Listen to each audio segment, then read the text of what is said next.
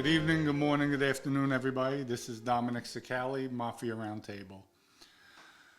Today I'm going to talk about Mr. Basciano, Vinny Gorgeous, myself, John Gotti Jr., and attorney Jeffrey Littman. When I was fighting my case, they had Vinny in MCC, New York, which is a metropolitan correctional facility where they house pretrial and convicted inmates. And I was in MDC, Brooklyn, which is the same sister building, but one's in Manhattan, the other one's in Brooklyn. They had Vinny and I separated. The only time we were able to see one another was during co-defendant meetings. Vinny was with John Gotti Jr., and they were going back and forth about fighting the cases, what they should do, what they shouldn't do. So during this one co-defendant meeting, Vinny announces, comes up with a great idea. Hey, Dom, here's what we're going to do to fight the case. You are going to take the witness stand on our behalf, and you're going to tell the jury, because you come off as believable, that yes, you'll admit you're an official captain in the Bonanno family, but we don't do crimes, because I had a whole bunch of legitimate businesses. So you'll talk about the legitimate businesses. You'll even speak about, when they question you about me on the tape to Joe, that Vinny didn't know what he was talking about. But at least you could explain everything and show, because the feds had nothing on me per se, or from what I knew, from what we knew at the time. But this was Vinny's idea. So I looked at Vinny. In our life, we're not supposed to admit anything. And I did a lot of time in federal prisons where people who they pled guilty and they said, yes, I'm part of the Colombo family, or I'm part of the Gambino crime family. People frowned upon that. Other May guys frowned upon it. Other Italians frowned upon it, because you're not supposed to admit Cosa Nostra. And we're going back some years, obviously. But Vinny was like, listen, everybody knows it's out there. Just take the stand. So I'm like, and Vinny's very convincing.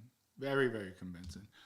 He said, just let everybody know I got the backing of John Jr., and you spread the word. At the time, Arnold Swatiri was there, who was the acting boss of the Gambino crime family. His sidekick, Funzi Alfoncisca, who was also a captain in the Gambino crime family. You had Quiet Dom, who at one time was an acting boss of the Genovese crime family. I was with him.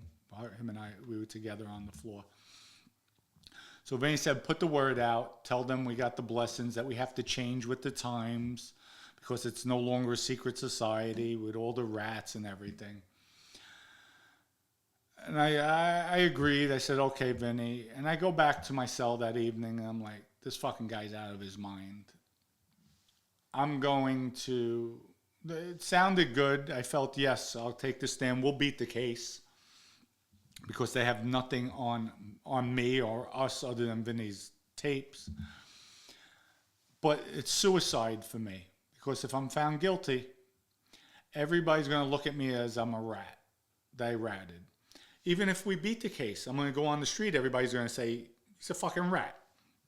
Took the stand, even though it's in our behalf. He took the stand and admitted Cosa Nostra, admitted that he was a captain. And then if they asked me, who's running the show, I would have to say, Michael Nose Mancuso, Mikey the Nose. Because what am I going to say? I don't know? Then the jury would know I'm lying. So it does open up Pandora's box and makes me look like a rat. In the interim, Jeffrey Littman, who's representing me, he's representing John Jr., he's like, no, Vinny, I'm not having my client take the witness stand. That's crazy. They have nothing on my client to begin with. He's not gonna take the stand. You don't call the shots. And they go back and forth. So I see Vinny another time, and he says, listen, Bo, this family comes first. I'm giving you an order. You're gonna take the witness stand, and leave it at that. Now during the co-defendant meetings, the other co-defendant meeting, he's like, Well, it's up to Dom. Meanwhile, he just gave me an order. So he's basically setting me up for this one. I brought it to Arnold. I brought it to Funzy, even Quiet Dom. And they're all like, Dom, you know, and they didn't even have to say it. They just said, Dom, you know. And I'm shaking my head. I know it's suicide for me. You can't do that. But you guys should send word to John Jr., tell him to keep his fucking mouth shut because it's crazy. And lo and behold, while John Jr. was fighting this case, I think his name was Joey D'Angelo. John Jr. wanted him to do basically the same thing. And Joey, I'm pretty sure it's Joey D'Angelo, he wound up cooperating for the government. So this one day we have the co-defendant meeting, and Jeffrey's adamant he's off the case, he wants out. And Vinny tells him, make sure the money gets sent back.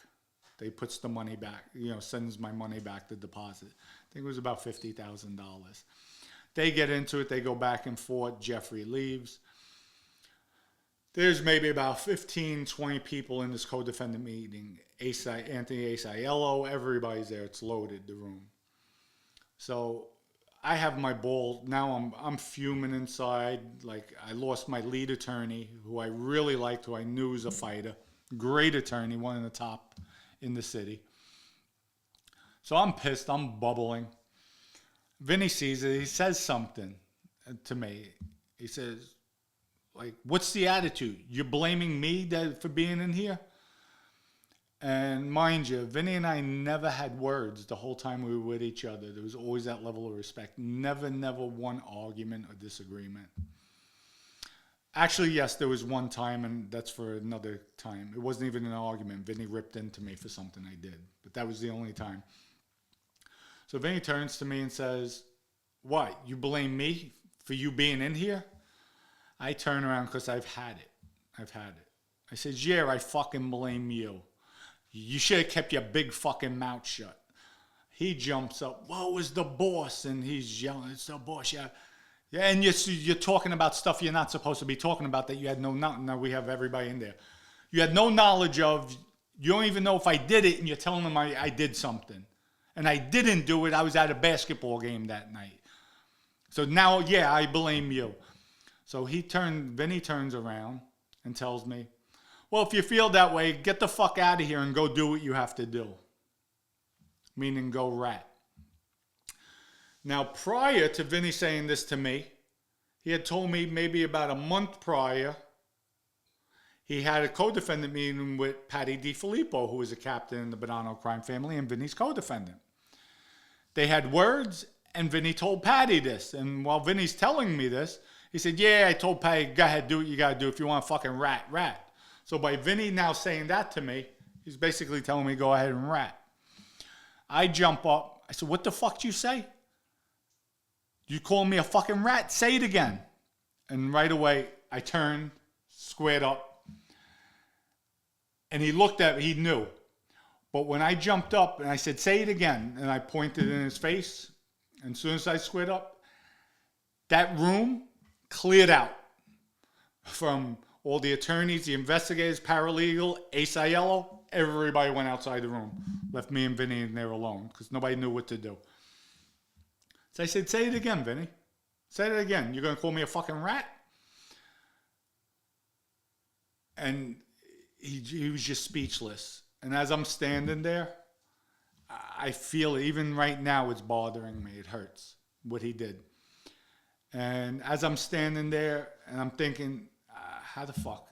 I'm going to hit it. I'm going to put my hands on him. Like, I'll destroy him. He knew it too. I mean, a tear came down my cheek. And then another tear. And waterworks came out. I mean, I just couldn't stop. And I just sat down, put my head down. And I mean, I'm crying. He felt so bad, came up to me, patted me on the back. He's starting to get choked up. And he's like, Bo, I'm sorry. This is what it's come to. And we just went back and forth. And it was really, really an emotional state. It was bad. But then Vinny left because he had to go back. And it was so bad, within hours when I called home, they said, listen, your friend said already a message got back. Your friend says he loves you. He's heartbroken about what happened. And, I just couldn't talk. I was just so emotional with that because we were so close, and this is what it's come down to. And I felt it's bad enough I'm in here, but you want me to go against everything I believed in and take the witness stand and admit, like, I'm dead either way. Like, it's come to that. You're worried about self-preservation and sacrificing me? And I just, from then on afterwards, I really never looked at him the same. And even Jeffrey Lippman afterwards is like, Dom, I can't believe he wanted you to take the stand. And Jeffrey held his ground because even Vinny's like, you're going to send the money back. And Jeffrey was like, I'll send what I want to send back. Went back at him, so I got to give the lawyer credit for that. But even then, the government, because one of my attorneys took it as a threat, which I didn't. If you look at it, yes, it was a threat the way Vinny worded it. But one of the attorneys wound up telling the government, and then they tried putting that on one of the charges for Vinny. But I didn't see it as a threat. I just saw Vinny, exerting his authority. Well, you're going to pay him back. And Jeffrey's like, no, I'm not. But he wound up paying monies back and went to another attorney. But from that day forward with Vinny, it really wasn't the same.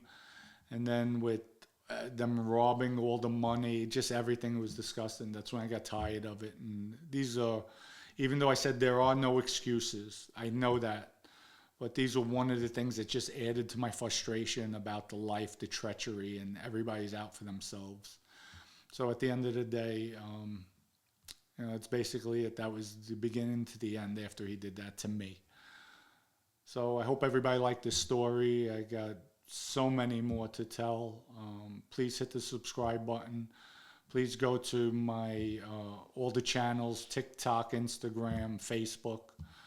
We're coming out with our website soon. I think the landing page is already up. We're going to have merchandise on there as well. And we'll go into that at a later date. But thank everyone for all the love and support. Everybody have a good evening, good morning, good afternoon, and a blessed day.